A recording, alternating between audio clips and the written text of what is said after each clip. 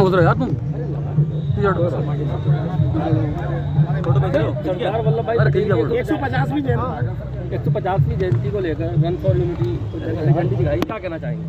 कि आज एक बहुत ही महान पुरुष की जयंती है, 150वीं जयंती, जो कि सरदार वल्लभ भाई पटेल के नाम से, उनको खिताब भी सरदार के नाम से मिला, जिन्होंने देश को आज़ाद कराने में और देश के जो आज़ाद कराने के बाद जो कि अलग अलग टुकड़ों में बटे हुए राजा उनको एक सूत्र में बांधने का और देश की एकता और अखंडता को कायम करने का उन्होंने जो काम किया है, वो इतिहास में एक स्वर्ण अक्षरों में लिखा हुआ है। हमेशा उसको याद करते रहते। आज एक महत्वपूर्ण की 150वीं जयंती है, इसमें बहुत बड़े बड़े पूरे देश में कार्यक्रम किए जा रहे हैं। आज यहाँ रन फॉर यूनिट के माध्यम से भी हम लोगों ने झंडी दिखाकर इसको नौजवानों को किया, और हम ऐसे ही आगे भी सरदार वल्लभ भाई पटेल को ऐसे ही उनकी जयंती को मनाते रहेंगे, क्योंकि उनका देश को आज़ाद और देश की तरक्की के लिए उन्होंने बहुत सारे काम किए। सर, इस बार बड़े जोर और शोर के साथ में जयंती मनाई जा रही है, क्या वजह है?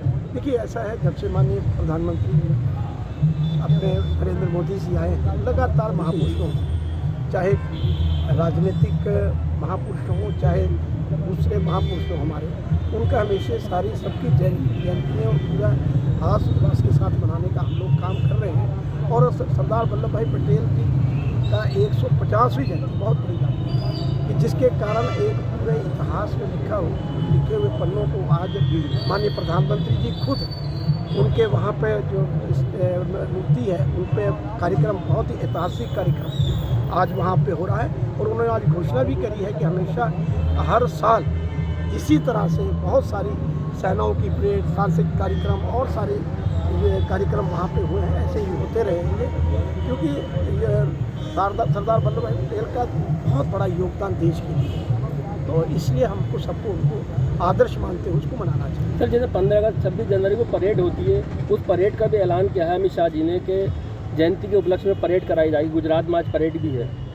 मैं कह तो रहा हूँ, मैंने आपसे कहा तो है कि भाई सरदार वल्लभ भाई पटेल एक बहुत बड़े नेता रहे हैं और देश की एकता अखंडता को कायम किया है उन्होंने। तो एक उनके भी उसमें याद में हमेशा उनके जन्मदिन पर 31 अक्टूबर को वहाँ भी परेड का आयोजन हुआ। जो आपकी विपक्षी पार्टियां हैं वो इस जयंती को बिहार चुनाव को लेकर जोड़ रही हैं।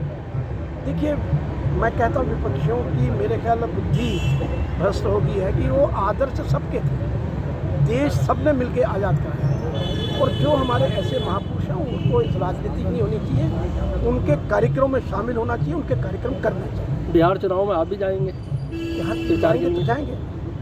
क्या कहना चाहेंगे बिहार चुनाव? बिहार चुनाव भारतीय जनता पार्टी का परचम लहराएगा। पूर्ण बहुमत के साथ प्रधानमंत्री जी के नेतृत्व में और नीतीश जी के नेतृत्व में सरकार बनने जा रही है।